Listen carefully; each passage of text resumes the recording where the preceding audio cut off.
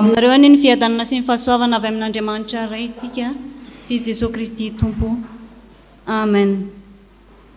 Alahady fahatimin'ny volana Janoary 2024 anio.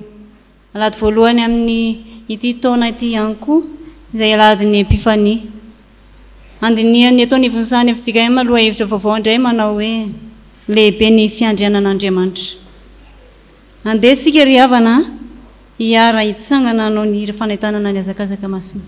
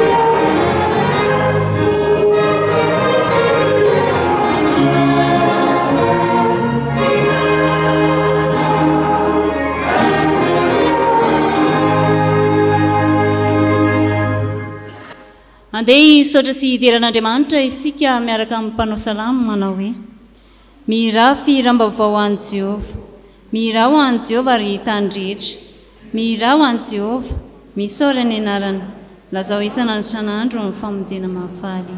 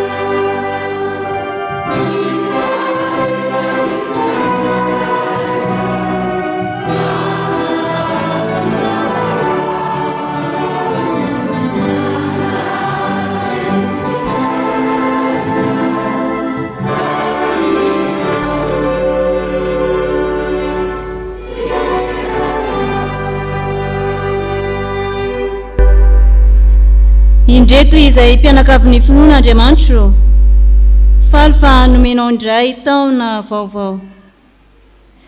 Feno fisaorana izay satria mbola velonaina sy feno ny fahasoavanao.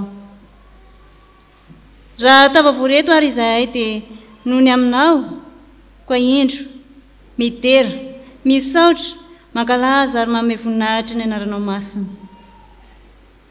Ry Andriamanitra rainay io, feno ny fananao masina izahay.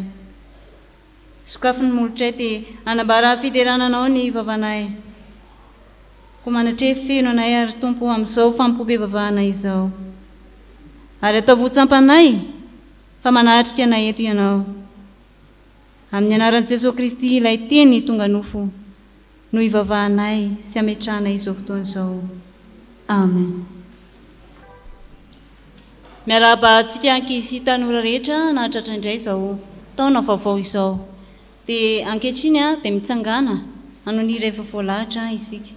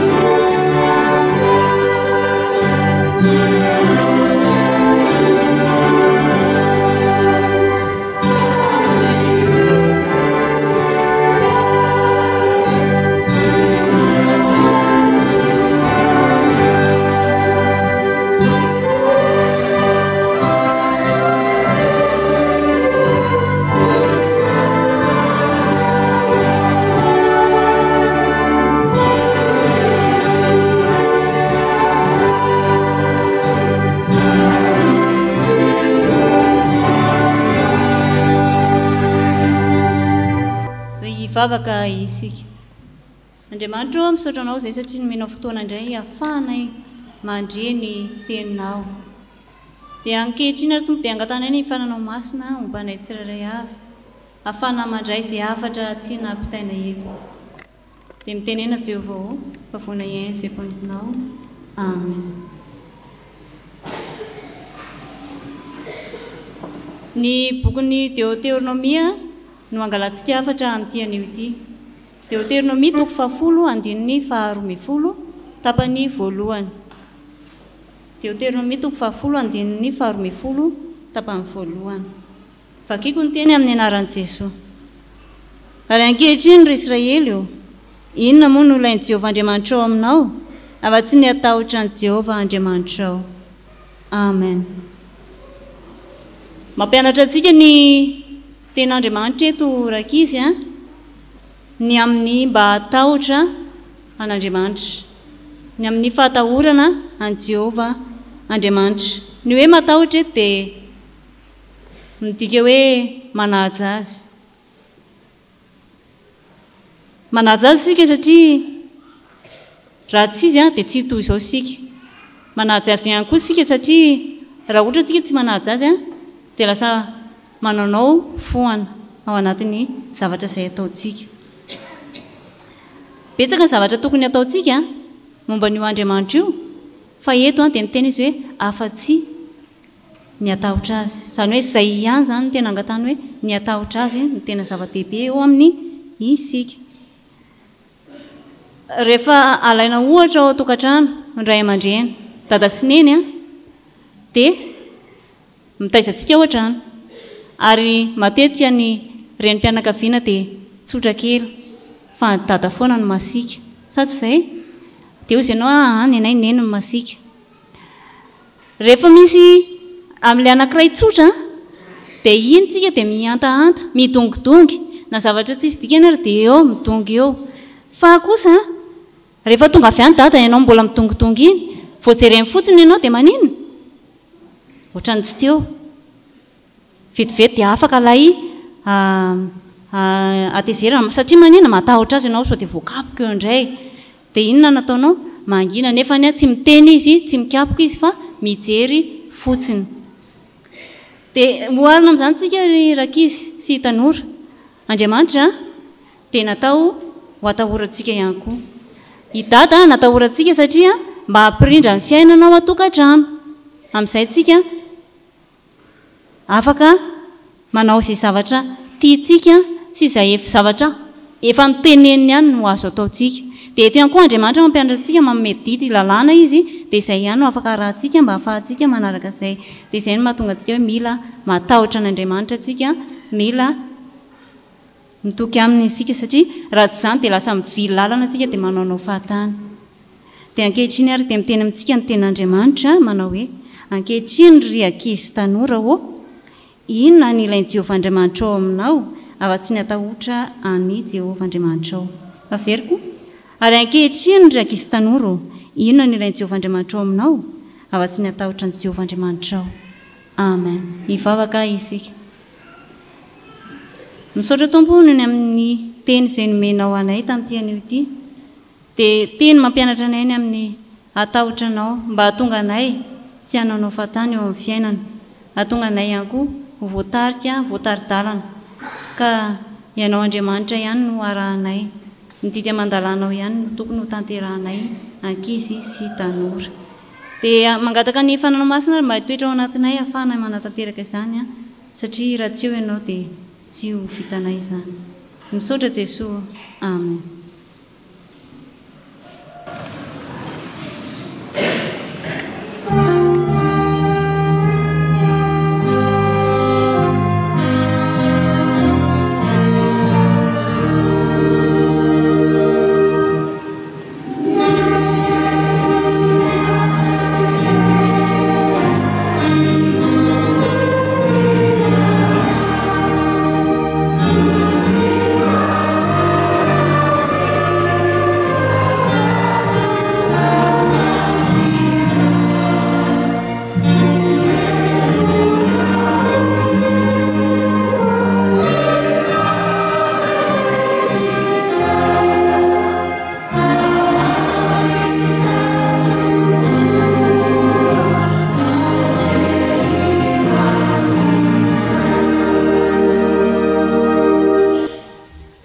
Dia iombom-bavaka isika tompoko.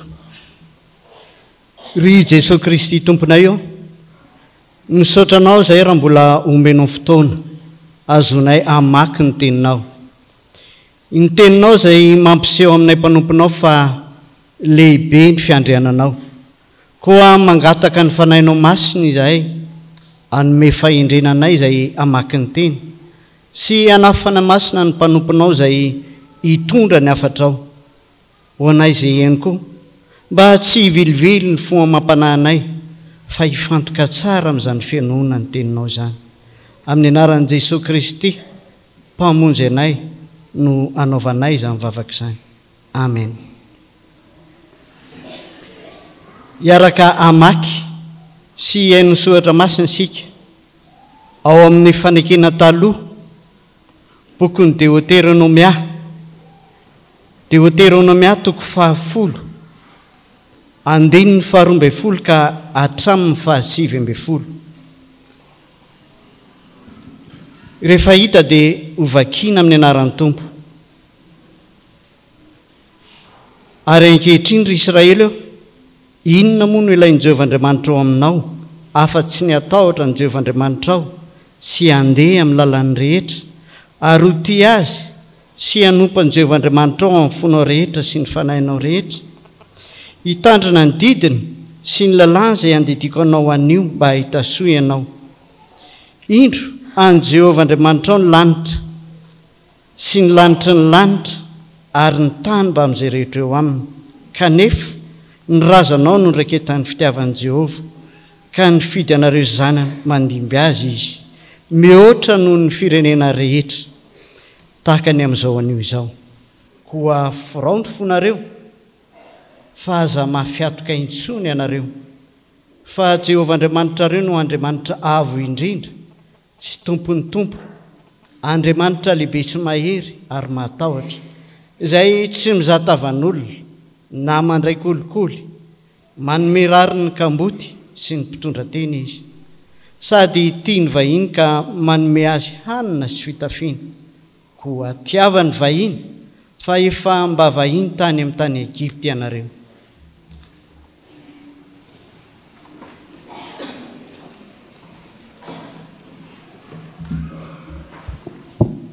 ho toizantsika ny famakiana ny soratra masina ao amin'ny fanekena vaovao filazantsara araka ny Matio toko fahatelo amby roapolo andiny fahaenina amby folo ka hatramin'ny fahavalo amby roapolo.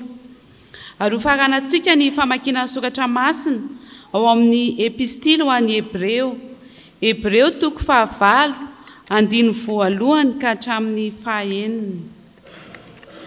Rehefa hita dia ho vakiana amin'ny anaran'ny Tompo. Lozanareo mpitarika jamba izay nanao hoe raha misy mianina amin'ny tempoly dia tsy mampaninina izany, fa raha misy mianina amin'ny volamena amin'ny tempoly dia haningo teny izy. Ry adala sy jamba, isany lehibe, ny volamena va sa ny tempoly izay nahamasina amin'ny volamena? Ary koa raha misy mianina amin'ny alitara dia tsy mampaninina izany, fa raha misy mianina amin'ny fanatitra eo amboniny dia haningo teny izy. Ry jamba, isany lehibe, ny fanatitra sa ny alitara izay mahamasina amin'ny fanatitra? Koa amin'izany izay mianina amin'ny alitara dia minina mba amin'ny zavatra rehetra izay eo amboniny, ary izay mianina amin'ny tempoly dia minina aminy mba amin'izay mitoetra ao anatiny, ary izay mianina amin'ny lanitra dia mianina amin'ny seza fiandrian'Andriamanitra mba amin'izay mipetraka eo amboniny. Lozanareo mpanoradalana sy fariseo mpiatsara velatsia fa mandony fahafolony solila sy ny aneta ary ny komina ianareo, nefa navelanareo izay lehibe amin'ny lalàna dia ny rariny sy ny famindrapo ary ny finoana. Ireto tokony nataonareo nefa tsy tokony avelanareo rerona. Ry mpitarika jamba, tatavanareo ny moka nefa atelinareo ny rameva. Lozanareo mpanoradalana sy fariseo mpiatsara velatsia fa diovinareo ny vono kapoaka sy ny lovia, nefa ny ao anatiny dia feno rombaka sy tsy fahononana. Ry fariseo jamba, diovy aloha ny atin'ny kapoaka sy ny lovia mba ho madio koa ny voany. Lozanareo mpanoradalana sy fariseo mpiatsara velatsia fa ianareo dia tahaka amin'ny fasana voalalitra fotsy izay miseho tsara tareo ivelany, nefa ao anatiny dia feno taolany maty mba amin'ny falotona rehetra. Dia tahaka izany koa ianareo, raha amin'ny eo ivelany dia miseho amin'ny olona ho marina, nefa ny ao anatinareo dia feno fiatsaram-belasia sy fankatoavana. Ary amin'izany zavatra lazana izany dia izao ny fotony. Manana mpisorona be toy izany isika dia ilay efa mipetraka eo ankavanan'ny seza fiandrianan'ny avo indrindra any an-danitra, mpanao fanompoam-pivavahana ao amin'ny fitoerana masina sy ny tena taberna kely izay naorin'ny Tompo fa tsy olona. Fa ny mpisorona be rehetra dia tendrena anatitra fanomezana sy fanatitra, ary amin'izany dia tsy maintsy mba manakaterina koa izy. Koa raha etỳ ambonin'ny tany dia tsy mba ho mpisorona akory izy, satria misy raha teo ireo manatitra ny fanomezana araky ny lalàna, dia ireo manao fanompoam-pivavahana amin'izay endrika sy aloko ny zavatra any an-danitra, tahaka nataon'Andriamanitra Mosesy rehefa nao taberna kely izy. Fa hoy izy, tandremo mba ataonao araky ny endrika izay naseho taminao tao tendrombohitra ny zavatra rehetra. Fa ankehitriny efa mahazo fanompoam-pivavahana tsara noho ny an'ireny izy, dia araky nanaovana azy ho mpanalalana amin'ny fanekena tsara lavitra izay natao tamin'ny teny fikasana tsara lavitra. Amen.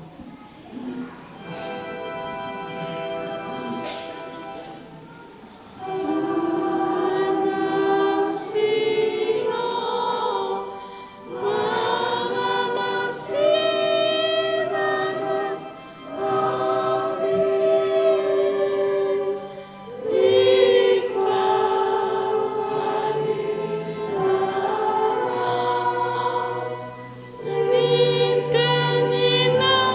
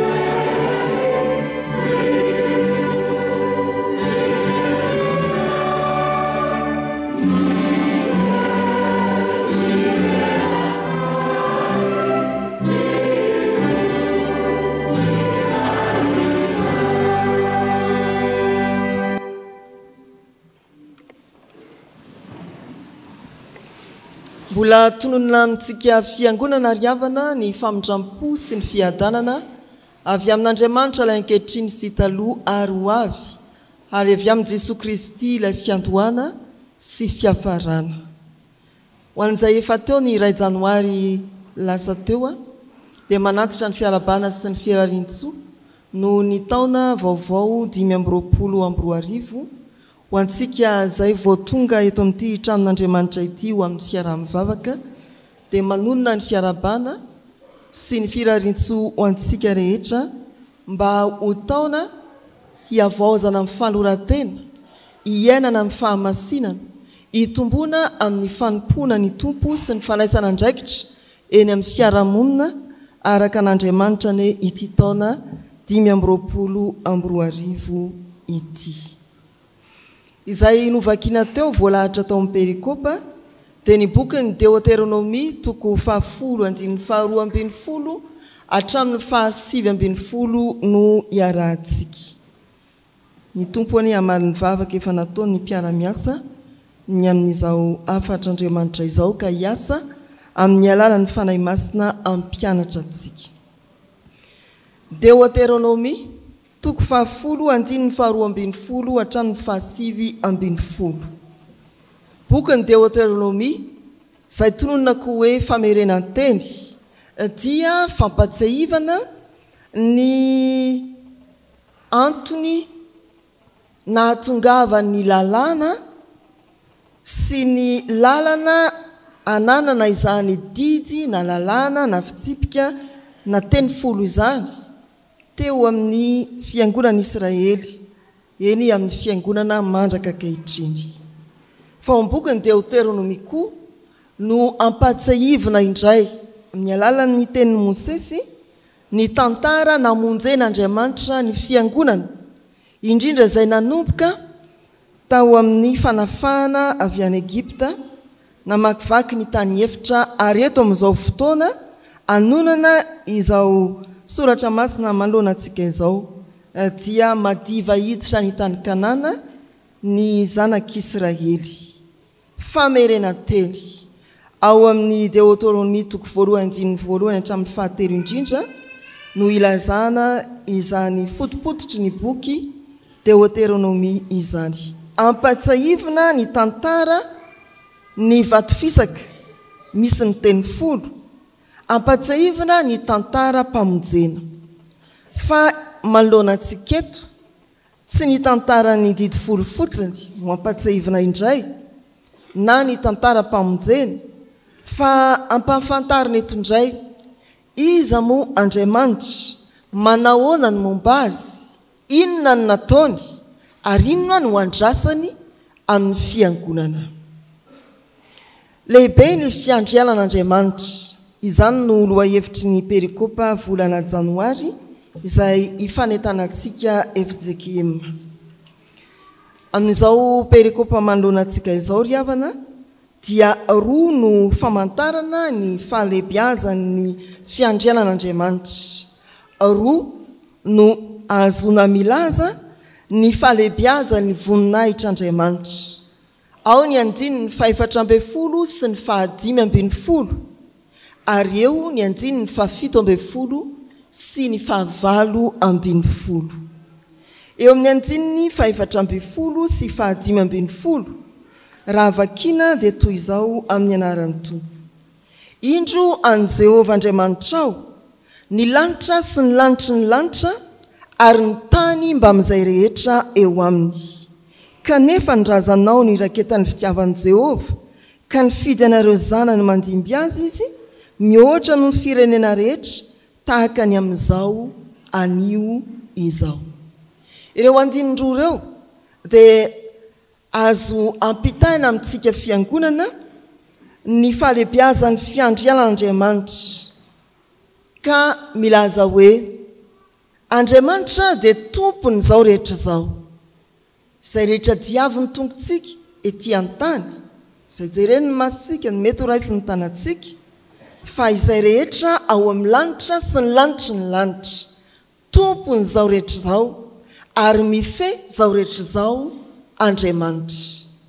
Tsy voafetra ny toerana izy ny tany zay rehetra eo aminy ny lanitra zay rehetra eo aminy lanitry ny lanitra tsy voafetra ny fotoana izy ny fidy ny razana sy ny taranaka mandraky tian'izao tsy voafetra ny trangan-javatra izy izany ilay fahalebiazany fiandrianan'Andriamanitra lazainy eto amin'ny 9:20 sy ny 5:10 voafehin'Andriamanitra izao tontolo izao ny tany zay rehetra eo aminy trangan-javatra rehetra eto ambonin'ny tany na rahoviana naiza ary voafehin'Andriamanitra ny lanitra sy ny lanitry ny lanitra mitsidika ny taona 520 ny retsika amin'ny fampitam-baovao dia ny hoe mitady izay lalana ialana antanindrazana ny mponina ty Afrika ohatra ny ao Mozambika satria mikorotana vokatry ny tsy fifanarahana amin'ny voka-pifidianana ny firenena dia mitsoponenana izy miampita kely ao akaiky ao efa sahirana ny firenena manodidina fa tsy ombitsomy ny toerana tokony andraisan'ireny mpitsoponenana ireny maro koa ny zanaky ny firenena afrikana no mitady hiampita hiala eo an-tanindrazana satria mafy ny fantrana aty amintsika fa naiza na inona zava-mitranga dia voafehin'Andriamanitra zany azy ny tany sy izay rehetra eo aminy ny lanitra ny lanitra tsy voafe ny fifindramonina tsy voafe ny fikisahana kely mitady izay alofana any amin'ny toeran-kafa ary koa raha mitsidika ny taona dia mbola retsika ihany tsy tafajanona tany amin'ny 420 sy ny taona lasa rehetra ny tsy fandriampahalemana mbola misy ny firenena rava no ny ady misy ny firenena ahafatesana olona anarivorivo ny tonga hatramin'ny anariny no ny ady misy ny firenena mizaka ny vokatry ny loza voajanahary ka mitady izay ahafahana manorina indray ny trano fonenany izay rava izany no retsika raha vao mitsidika ny taona fa voafehin'Andriamanitra zany tsy voafe ny loza voajanahary ho antsika olombelona tsy voafe ny ady eto amin'izao tontolo izao fa voafehin'Andriamanitra lay tompony lanitry ny lanitra ny tany zay rehetra eo aminy zany teto Madagasikara dia nampiadiny ny hevitra tsy ny fankahazo ny mpanaraka ny vaovao indrindra tany amin'ny tambajotra tany hevitra tsy ny fankahazo nampiady ny malagasy ny fiangonana izay mety ho mpanenjika azy anaty fanankisosiny dia ny fampikororoka teo koa isika no ny vaovao marina ampahany izay mitsopotsopontsika tetsyteroa zany ny zavatra ny tranga raha vao tonga ny taona vaovao tsy voafe ny tambazotra fa voafehin'Andriamanitra zany satria anazy ny tany sy izay rehetra eo aminy dia atao hoe mitsika mitsika ny taremarika 4,000 milaza ny vidim-bary eny an-tsena aza atao hoe mivandravandra mampatahotra ny aotra 4 manaraka ny taremarika 4 hoe 4,000 ny vidim-bary zao latsaka kely mbola tsy mihoatra aloha mitsika mitsika zany taremarika zany aza atao hoe mivandravandra mampatahotra fa voafehin'Andriamanitra zany raha hoy ny tompon'andraikitra ara-panjakana hoe ezaka izahay ifehany io teo amin'ny roa tokom-bolana lasa teo fa tsy voafe zany fa voafehin'Andriamanitra amin'ny fahalebiazany fiandrianany zany riavana ary mila matoky an'izany isika raha tsy zany dia tonga foana aty am-piangonana amin'izao 5 janoary zao mila matoky an'Andriamanitra lehibe amin'ny fiandrianany isika fa raha izay ny mombamomba an'Andriamanitra ny fombany sy ny nataony inona ary no andrasana amintsika eo amin'ny 9:40 vokatra izany dia hoy ny soratra masina manao hoe amin'ny anaran'i Jesosy koa forao ny fonareo fa aza mafiatoka intsony raha lazaina amin'ny fomba hafa dia atao hoe mba endry amin'izay mba endry amin'izay fa izany no Andriamanitra atontsika ivavahantsika isaky ny fotoana izay atongavantsika tia amin'ny fiangonana na ny atokantrano amin'ny fivavahana isan'andro. Andriamanitra lehibe amin'ny fiandrianany mba endry amin'izay ka forao ny fonao, izany hoe amasino ny tenanao, mandiny tsara ka evero izay zavatra tsy araka ny sitrapon'Andriamanitra mbola nizoranao hatreto ary manomboka izao satria lehibe ny fiandrianan'Andriamanitra amasino ny tenanao, forao ny fonao, aza mafiatoka intsony amasino ny tenanao ary ankatoavy ny tenin'Andriamanitra. Izany no andrasan'Andriamanitra amintsika, izy ilay tompony lanitra sy ny lanitry ny lanitra ary ny tany sy izay rehetra eo aminy, mba endry amin'izay hanao voady isika mba ho taona ahatsapahantsika ny fitiavan'Andriamanitra ny fidy antsika ho kristianina ity taona ity. Amakivaky ny taona sika dia ho tsaroantsika mandrakariva hoe ny fidy tamin'ny fitiavan'Andriamanitra, ny fidy ny raiko izy, ny fidy ny dadabeako izy, ny fidy ny dadany dadabe izy, ary za koa mbola ny fidiny ho kristianina. Tsapako ny fitiavan'Andriamanitra na mety ho sarotra aza ny fiainana lalovako, na mety hisosamorako azy. Tia Andriamanitra. Anao voady sika ho taona ny fahamasinana ity taona 520 ity, ka andazantsika ireo fiainana tahaka ny an'ny fariseo tao lapaty ao anatintsika. Efa manisa moa isika amin'ilay Matthieu dia tokony anaitrantsika ny hoe lozanareo indimy ao amin'ny filazana hoe lozanareo, fa mba tsy hiaran'izany isika dia ndeha hanao voady ho taona ny fahamasinana ity taona 520 ity, ary mba ho taona ny fankatoavana, atombohy amin'ny fankatoavana n'Andriamanitra ny fiainantsika fiangonana. Izany no mitarika fahaizantsika mankatoa sy manaja ny ray aman-dreny na eo anivon'ny fiarahamonina na eo anivon'ny fiangonana indrindra ary any amin'ny fianakaviana sy ny isa-tokantrano. Ny olona mahay mankatoa an'Andriamanitra mamaly ny antso eo amin'ny Deutéronomie 10:12 sy 13 no azo antoka ay ifanady hankatoa ny ray aman-dreny ara-piarahamonina, ara-piangonana, ara-pianakaviana. Tanterao zany voady zany ry havana. Ny faharoa izay manambara ny fahalebiazan'Andriamanitra eto amin'ity perikopa ity dia ny Deutéronomie 10:17 sy ny 20. Izao ny vakin'izany amin'ny anaran'i Jesosy.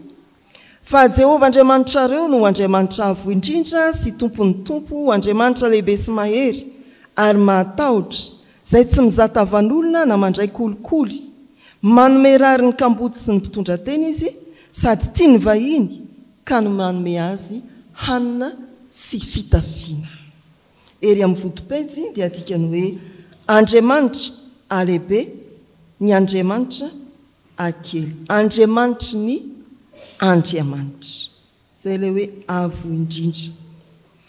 Ny fahalebiaza ny fiandrianan'Andriamanitra amin'ireo andininy 17 sy 20 no vakiana teo dia tondrona amin'ny hoe ananan'Andriamanitra fahefana ny tontolo ara-pana rehetra. Andriamanitra ny Andriamanitra rehetra izy, Andriamanitra avo indrindra izy.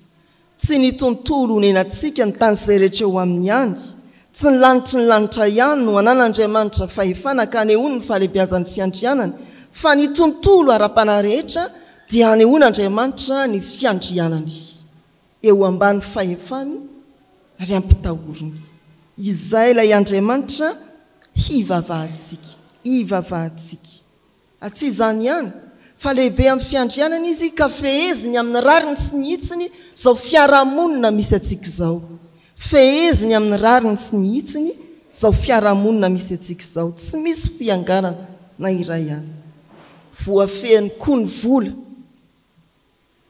tsy voavidy vola Andriamanitra, ary tompony fiahina ny fiainatsika izy manome ny fitafiana manome ny hanina izy ireo no fanambarana ny fahalebiazan'Andriamanitra ato amin'reto andininy 17 sy 19 ireto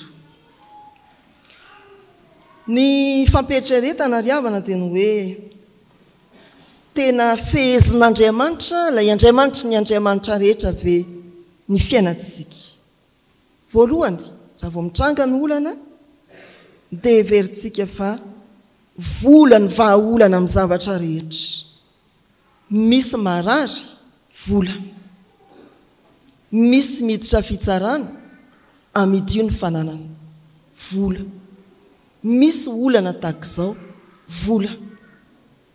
vola ny vahaolana ary indray ampirisihana mihitsy sika ny amin'ny hoe fatokisatena esory ihany ny fatokinan'Andriamanitra hoy ny fampianarana fafy eny amin'ny fiarahamonina manomboka amin'ny fakanao sary manokana matokony tena ko fa io ny atsarako sy tena ny mitongilana kely nga dia tsy ho tsara mihitsy raha tsy mitongilana kely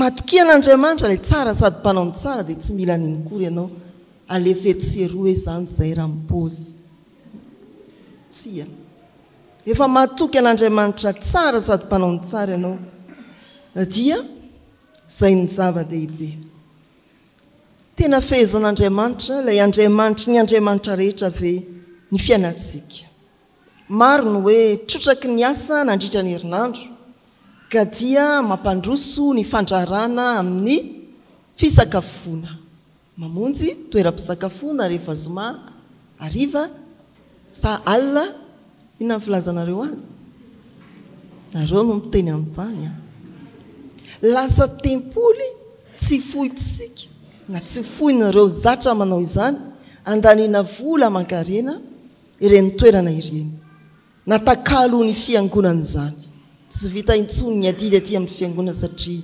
natotona ny amin'ny fiaraha-misakafo na fiaraha-milalao manalazoma ny vola navela teo Andriamanitra mbola misy koa no hoe fahiratan-tsaina artifisialy izay mampahazo ny fakapanahan'ny olona no hoe manambaka an'Andriamanitra mihitsy ty zavatra ity anontaniana izy dia miteny ahoana ny ohatran'izao fa manana olana araka ny eny amin'ny fitsarana mitatatateo izy na valiany antsoratra eo ianao ahoana ny ohatran'izao fa ohatra mararary ny kiboko dia hoy ny olona koa tehiteny hoe kelikely dia tsy ilaina tsony dokotera kelikely dia tsy ilaina tsony mpisolo vavy efa vitan'ny fahiratan-tsaina artifisialy ny zavatra rehetra ary indrindra to tsy ilain'Andriamanitra manambaka an'Andriamanitra ireny lazaina fa fahombiazany zanak'olombelona eo amin'ny fikaroana ireny riavana malala rehetra ao amin'ny tompo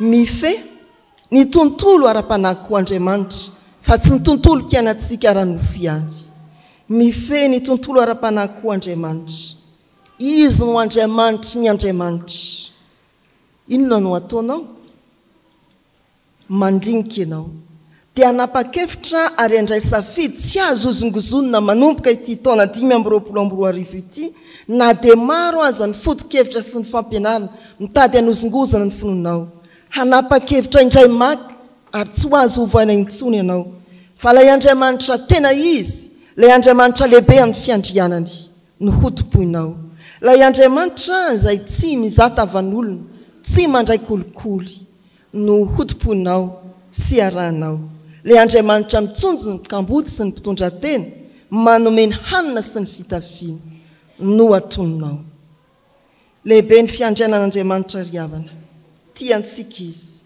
tsy voafetra ny toerana na ny zava-mitranga na ny fotoana ny fitiavany antsika maneho ny fiandrianana izy amin'ny fifehezana ny toe-javatra rehetra mitranga na eo amin'ny ankonanao na eto an-tany-drazantsika hatrany ampitan-dranomasina izay misy zanantsika maro melipatrana manerana izao tontolo izao lehibe ny fiandrianan'Andriamanitra mahery izy ary tsy misy fanavakavahana tsy mandray kolikoly mia ny mila vonjy indrindra koa izy enganeryavana ho velo toky sy fanantenana isika amakivaky ny taona 5 maka amin'ny mandrakizay zay azo atonoiny fa tsy mijanona amin'izay fepitoana eritreretintsika ny fiainana fa mandrakizay eo amin'ny fahalalana fa Andriamanitra lehibe amin'ny fiandrianany ny Andriamanitra ivavahantsika ombantsika ny lay andrian'ny fiadanana amen.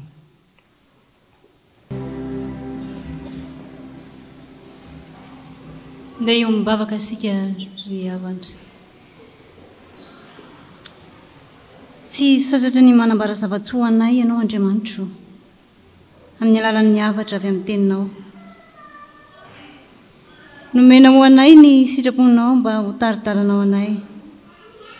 Ahatonga anay tsy hany, ahatonga anay tsy hivily lalana ihany koa. Andriamanitra, lehibe ny fiandrananao ary tsy voafetra amin'ny toerana ianao. Tompon'izao rehetra izao ianao. Mifehy ny zavatra rehetra ianao ary tsy miova ihany koa. Ry rainay izay ny an-danitra, nilaza taminay ianao fa mila manamasina ny tenanay izahay ary tsy hiakina ihany koa amin'ny fiainana amin'ny zavatra mora loha fa ao aminao irery ihany no tokony hankinanay. Ankehitriny ary ry Tompo dia indro mifona sy mitalao fibebahany eto anatrehanao izahay satria tsy tanteraka. Tsy mba hiendry izahay, nandika ny didinao masina izahay ary tsy mba manao izay sitraky ny fonao. Amindrafo aminay Andriamanitra, avelao ny fahadisoanay. Indraindray koa toa tsy tsaronay na tsy tsapanay fa ay tsy mety ny zavatra ataonay, na amin'ny fihetsika, na amin'ny fijery, na amin'ny fiteny. Indraindray manafotoana ny hafa ihany koa izahay, fa izany indrindra tompony bebahanay eto anatrehanao. Matoky sy mino izay fa ho raisinao ny vavakay. Ary ny rano Jesosy Kristy zanakao aneny ho anateo anay, ho afaka amin'ny ota rehetra. Mamonjea anay ry Tompo tsara ho kavalio ny vavakay. Amin'ny alalan'i Jesosy. Amen.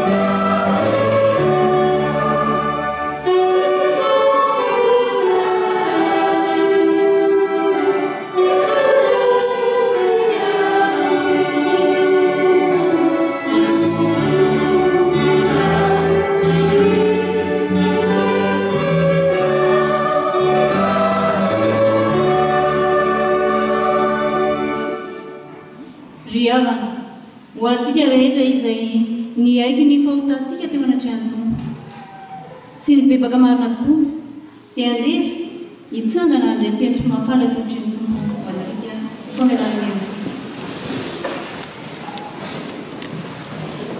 Hoy ny Tompo, na dia mandra-pahantrareo aza dia tsy miova aho, ary mandra-pahafotsy volonareo dia izaho ihany no isahirana mitondra anareo. Izaho no nanao ka izaho ihany no hitrotro. Eny, izaho no hitondra sy hanafaka. Tongava aminao arak'izay irinao. Voavelany eloko ireo no anara-masina. Amen.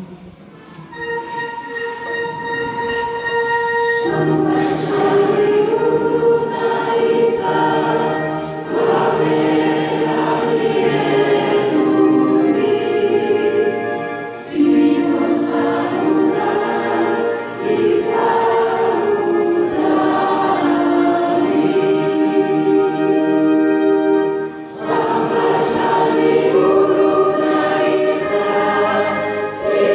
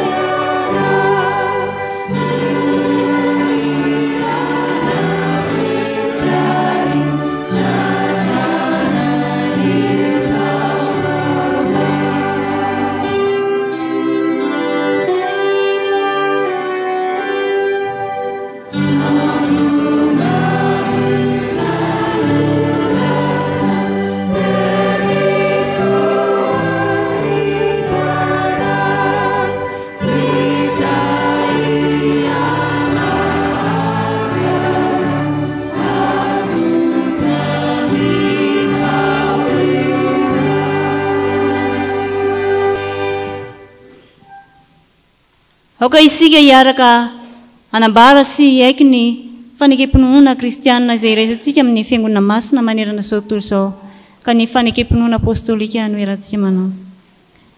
Mino an'Andriamanitra ray sy tompanao lanitra sy ny tany aho ary mino an Jesosy Kristy zanalay tokana tombontsika izay nitorotoroana tamin'ny fanahy masina nateraka Maria Virjiny nijara nanapaka Pontsy Pilato nombona tamin'ny hazo fijaliana maty ka nalevina nidina tany amin'ny fiainatsita nitsangana tamin'ny maty tamin'ny andro fahatelo niakatra ho any an-danitra izy mipetraka ankavan'Andriamanitra ray soa avy any aviany tsara amin'ny fela sy ny maty. Mino ny fanahy masina aho fiangonana masina manerana izao tontolo izao fiombonan'olona masina ny famelan-keloka fisanganana ny tena maty ary ny fiainana mandrakizay. Amen.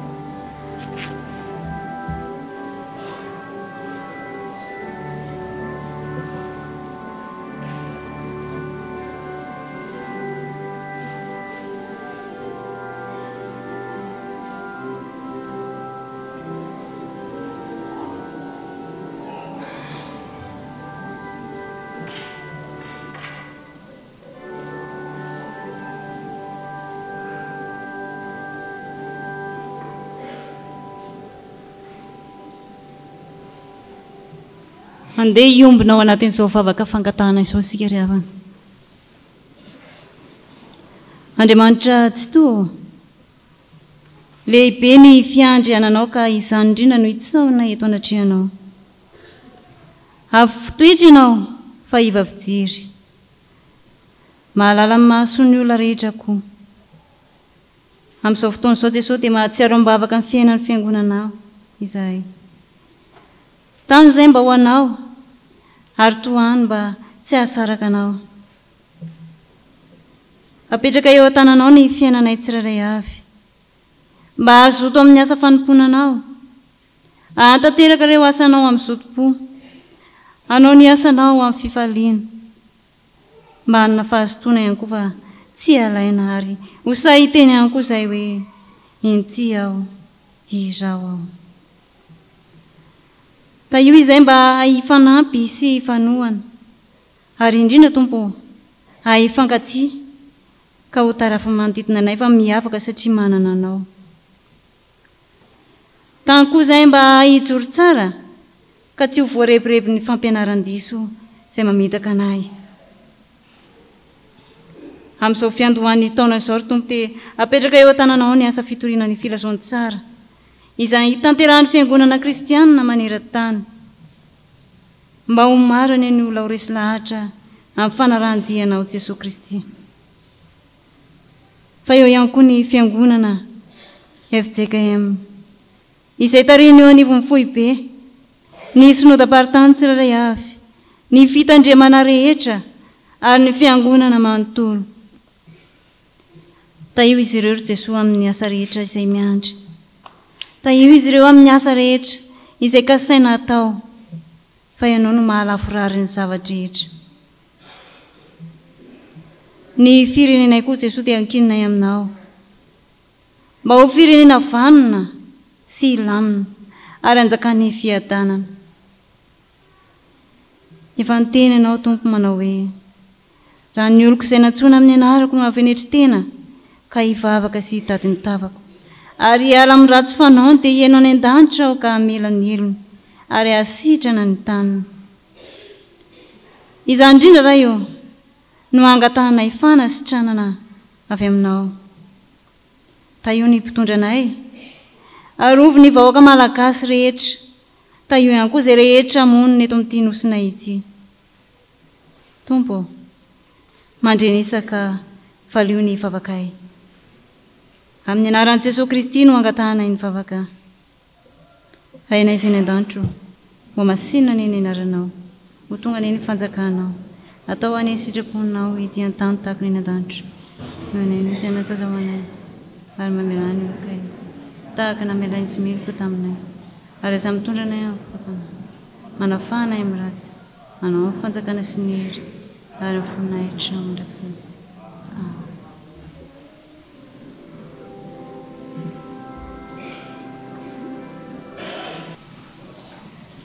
tonga eo amin'ny fotoana ny fampitondrana isika riavana hanomboka izany a ny fandraisan-tanana ireo vita mariazy na teto amin'ny fiangonana tany akafy ary aorin'io a dia mifampitondrana amin'ireo ray aman-drenitsika mpitandrina ny sotrono na ny vadina velany sy ireo mpitandrina mpiara-miasa misoratra fiangonana eto amintsika aorin'izay koa dia ny fandraisan-tana sy fiarabana ireo ray aman-dreny zokiolona mamara ny fampitondrana izay tariany braony fitandremana dia ny fitodiana amin'ny mpitandrina mivady eto atoerana sy ny mpitandrina mizadra raha mahafaly atsika ary ny mandray anandria peno malaza Romain Stephenson sy razavin-drakoto Oltina Stéphanie vita mariazy tao amin'ny FLM Ambato Vonaky ny zoma fa 7 ny volana Desambra lasa teo ny zavatra rehetra samy nataony ho amin'ny mendrika amin'ny fotoany avy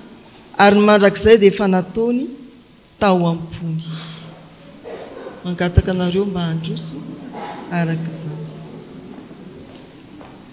ny faharoa dia randriana ary manana Feniso Daniel sy rary maefa Aingotina Sandi vita fanamasina fanambadiana ny zoma fa 7 ny volana Desambra lasa teo teto amin'ny Efjegema isotry fitiavana ainy malalako ary azy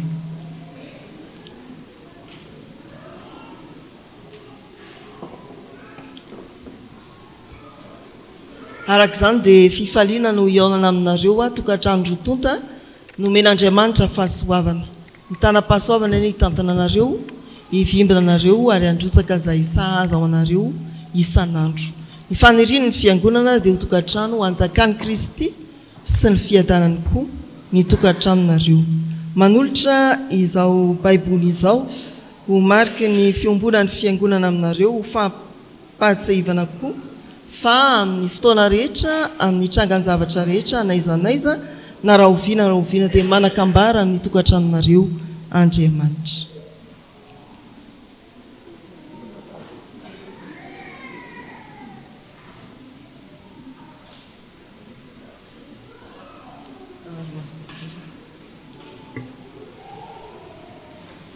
zao sika dia mampandroso ireo ray aman-drenitsika amin'ny fiarabana tsonotona tahaka izao ny vadina velany mpitandrina Rakotondraibe Richard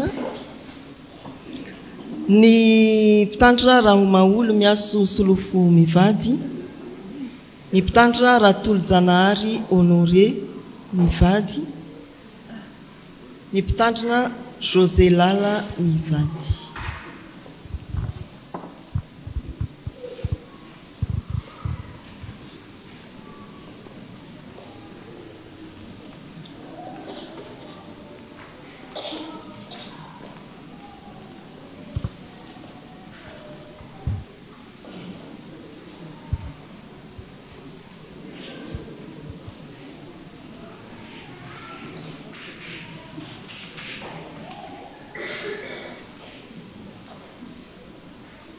eny ary havana ampifaliana no hitodiana aminareo ray aman-dreny kiombina fanompona eto amin'ny fiangonana ary mpiara-miasa izay nitaiza sy ny kolokolo ny fanahiny izao fiangonana izao tamin'ny fotoan'andro faly mifankahita aminareo miara misaotra an'Andriamanitra aminareo no ny famindram-pony tsy nalandritra ka nitondrany antsika mianakavy eo amin'izao taona 520 izao nandinganana raha teo koa ireo taona maro ny fandimby ary dia miarahaba sy mirary soa ny soratra masina izay entina ho amin'izany fiarabana sy firarian-tsoa izany dia soratra masina manome fanantenana indray antsika araka ny Isaia 7:20 ny andininy 220 hoy ny soratra masina amin'ny anaran'i Jesosy Jehova tompony maro efa nianina hoe arak'izay no heveriko no atao aminy ary arak'izay no kasaiko no hotovina aminy. Dia manana ny hevitra heverana antsika tsiraray avy, manana ny hevitra heverana nareo tsiraray avy ny tompo hotoviny aminareo any izany ary hotontosainy fa Andriamanitra tsy mba mandainga izy. Ivavaka isika. Tompo dia misaotra noho ny fotoana ahafahanay manamarika ny fifampitondrana amin'ireto ray aman-dreny ireto. Misaotra noho ny fitehirizanao azy ireo amin'ny famindramponao, amin'ny fahasoavanao, na makivaky ireo taona ny fandimby na havelomany na ny pony anao, ao ny efa misotro ronono, ao ny vadina velo, ao no mbola amperinasy. Amin'izany rehetra izany dia mankasitraka anao izahay Tompo, satria ny herinao tokoa no miazona azy ireo, ny fitiavanao no mbola ananana tombonandro. Mangataka izahay araka ny teny teo mba hotovinao izay efa noheverinao ho an'ny tsirairay izay matoky mampatoky anay fa ahasoa azy ireo tokoa. Misaotra ny amin'ireo taranany na ny entony any ampitan-dranomasina, apetraka eo ambany tanam-pahasoavanao koa izy ireny. Anatin'izany vavaka ho an'ny any ampitan-dranomasina izany no hanonanay ny vadina verany mpitandrina Soloery Paul sy ny ankonany miombona ao anatin'izao fampitondran'izao koa mba hoeniky ny fahasoavanao ane izy ireny. Iantanay aminao koa Tompo ny fahasalamana ho an'reto ray aman-drenina ireto, fantatrao ny momba azy ny amin'izany ary izay rehetra faniriana ao anatiny ambarany aminao amin'ny fotoana hivavahany sy anatonana anao amin'ny fanetretena valio araka ny habe ny fahasoavanao. Dia ho voatahiry mandrakizay ao aminao koa izy ireo. Amin'ny anaranao Jesosy ilay fiandohana sy fiafarana. Amen. Manaraka izany dia manolotra ny solom-body akoha ho anareo ray aman-dreny avy amin'ny fiangonana.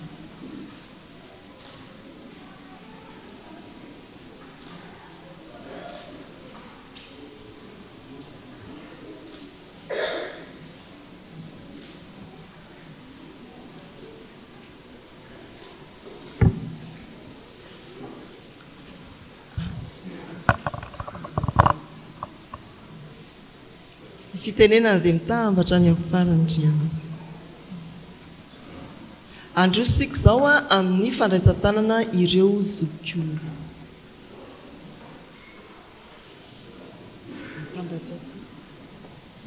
Atambatra.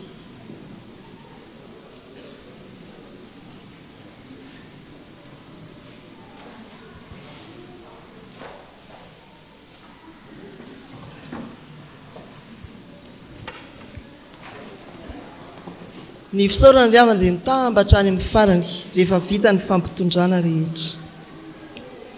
Eny ary izao dia androso amin'ny fifampitondrana amin'ireo zokiolona 70 taona no mihoatra isika.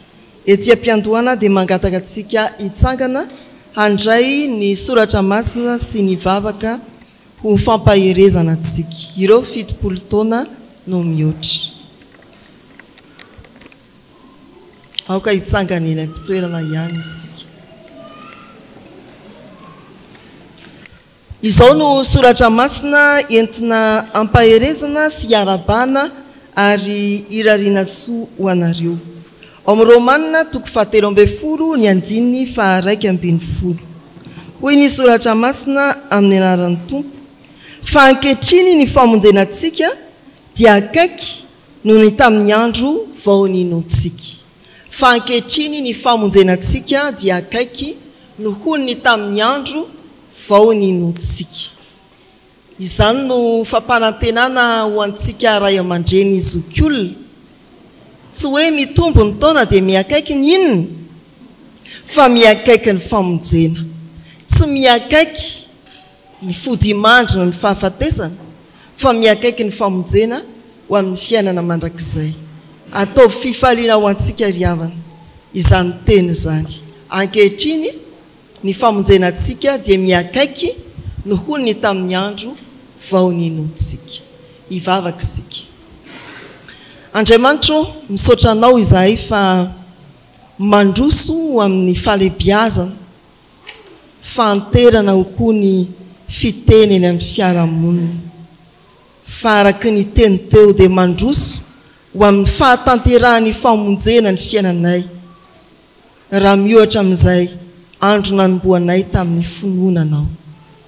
Misaotra anao zahay fa lehibe ny fitiavanao ananana ireto ray aman-dreny reto ho fianarana ho anay pino ho fitaratra ho anay amin'ny faharetana amin'ny finoana amin'ny fifikirana aminao Andriamanitra dia raisinay ho tompo-pahasoavana izany. Mankasitraka anao izay Andriamanitra noho izay efa hialoavanao sahady ity taona ity amin'ny fahasoavanao ho azy ireo tsirairay ho an'ny ankonany na zanaka na zafy na lavitra izy ireny na akaiky azy eny hatrany ampitan-dranomasina. Tononay eo aminao ny fahasalaman'izy ireo satria fantatray fa ny vanim-potoana avelomana amin'ny fahalebiazana toy izao dia vanim-potoana mety mampaharefo ny vatana ihany. Ianao tompony anendry ny tsirairay hiaro ny fahasalamany hanome azy hitanjaka sy hery ary fifaliana araka anao Andriamanitra koa amin'ny zavatra rehetra. Tehiriziko izy ireo ao aminao Kristy amin'ny anaranao. Amen. Dia andalo eny aminareo afaka mipetraka ianareo ny mpitandrina sy ny tompon'andraikitra avy ao amin'ny birao ny fiangonana anolotra ny solombody akoa ho anareo ry havana. Farandriavana dia hitondra sy arahaba ny mpitandrina eto an-toerana sy ny mpitandrina amin'ny sajarantsika. Ny solotenantsika andray fitenena ny mpanolotsaina voalohany Andriamatora Cotorson Olivier.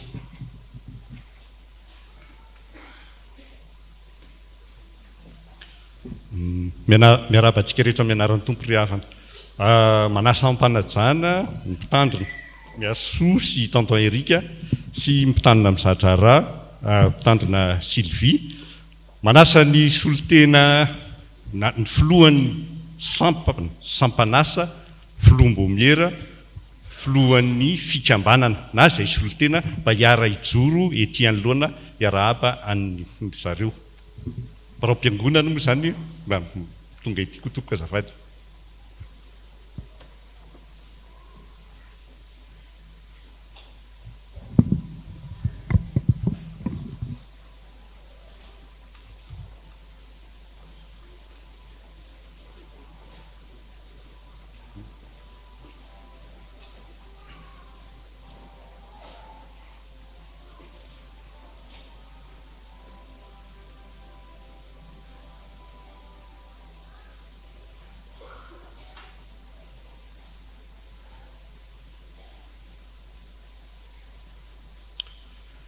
Araka ny teny nataon'i Jesosy Kristy mivantana ao amin'ny filazantsara araka ny lioka toko fa 420 andiny faina amin'ny telopolo dia hoe fiadanana ho anareo.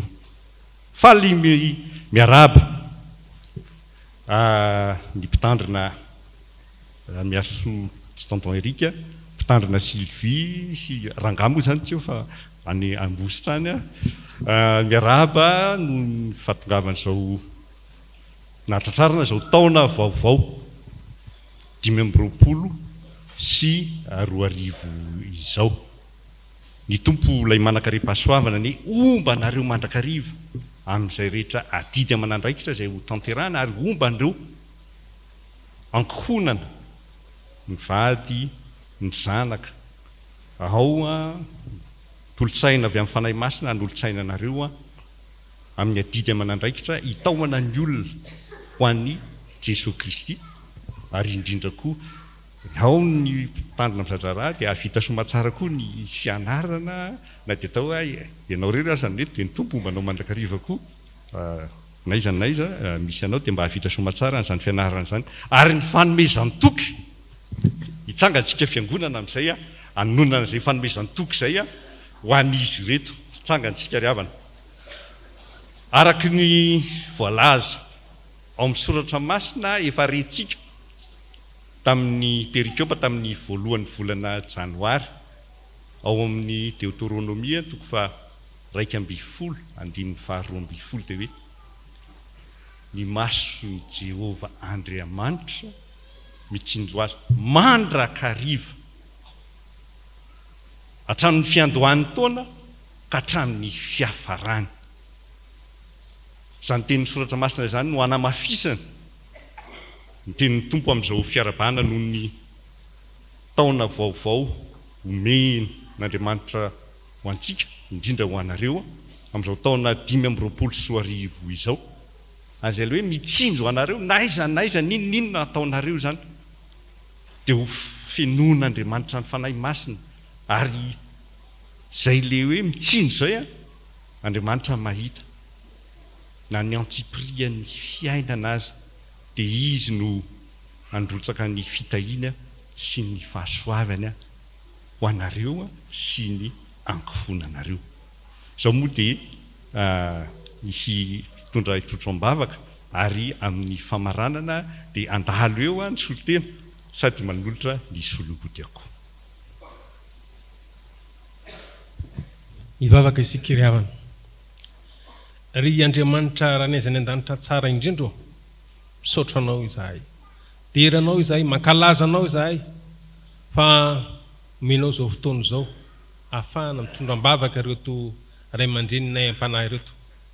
Sotranao izahay fa famindrampo sy fahasoavana avy aminao zany ary fantatray fa enao nefa nomba azy hatramin'izay. Ankehitriny tompo dia mivavaka izahay mamindrafo amin'izy ireo, mamelany ny elony raha misy nataony tsy mifanaraka amin'ny sitraponao. Dia mivavaka manokana izay ho amin'ny pastera Sylvie, hitanao ny fianarana mbola toizina, enao no homba azy hanampy azy hanolo-tsaina azy ahafahany mamita tanteraka izany fianarana izany ka ivoany ho mpitandrina tanteraka mba tena ho mpitoro ny filazantsara tokoa. Vavaka ihany koa zay ho an'ny mitandrina miaro sy mivady sy ny ankonana, hombay mandrakariva izy teo tompo, mioazy amin'ny fahasalamana feno ahafahany manatanteraka ny adisy ny andraiky efa napetraka ho tanterana eto amin'izao tempolo izao. Iny fa nany mitoerana rehetra izay mbola alehany dia enao no homba azy hanampy azy hanolo-tsaina azy areo ka fananao masina no ambomba azy mandrakariva atanterana zany adidy sy andraiky fa efa nomenao azy zany. Dia apetraka aminao tompo ny aminy sy momba azy rehetra, ny ankohonany, ny andraiky ny rehetra, enao no hanampy azy ary hanolo-tsaina azy amin'ny fanterana zany adidy sy andraikitra zany. Amin'ny anaranao Jesosy nanaovana azy vavaka zany, sotra raha eo, amen.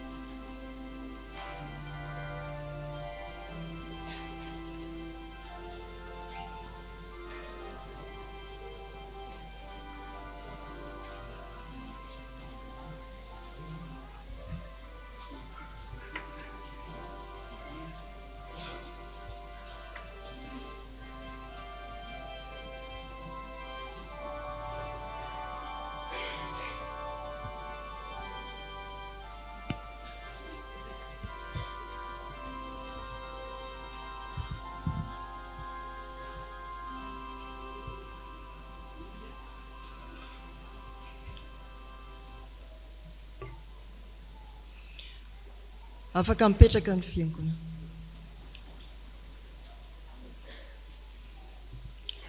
Misaotra ny tompo sika ry havana tonga amin'izao taona 520 izao. Ary araka ny soratra masina moa dia fantatsika fa tsy misy fiainana miamora fa miasarotra mba azotsika mifikitra bebe kokoa amin'Andriamanitra.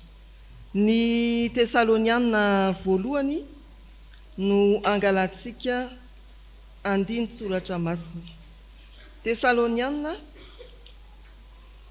voalohany ka ny andininy toko 5 ny andininy 7:20 manao hoe amin'ny anaran'ny tompo, misaora amin'ny zavatra rehetra fa izany ny sitrapon'Andriamanitra ao amin'i Kristy Jesosy ho anareo. Misaora amin'ny zavatra rehetra fa izany no sitrapon'Andriamanitra ao amin'i Kristy Jesosy ho anareo. Na amin'ny mora na amin'ny sarotra dia aoka ho fenoantsika fisaorana an'Andriamanitra ny fiainantsika rehetra. Dia misaotra an'Andriamanitra sika riavana ny fampitondrana vita teo nanomboka tamin'ny fandraisan-tanan'ny mpanambady ny firarian-tsoa fiarabana ireo ray aman-dreny mpitandrina araka ny sokajiny azy ny fitodian'ny fiangonana tamin'ny zokiolona anamara ny fampitondrana dia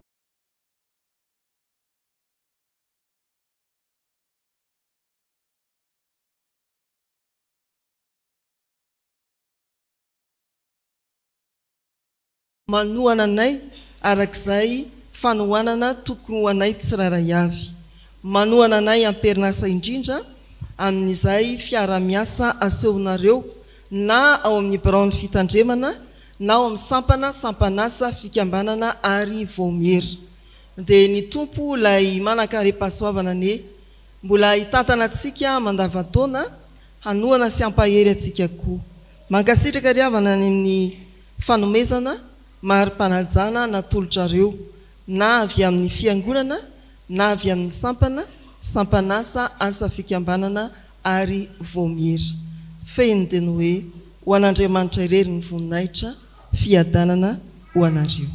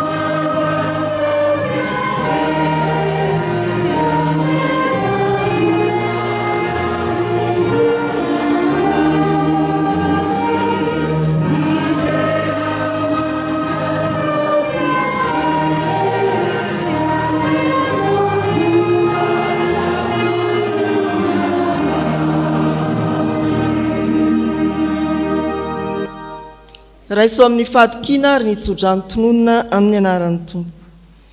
Mitahy anareo ny tompo ka miaro anareo, mampamirapiratra ny tavina aminareo ny tompo ka mamindra fo aminareo, manandratra ny tavina aminareo ny tompo ka manome anareo fiadanana. Mandiana falehibe ny fiandrianan'Andriamantsika. Amen.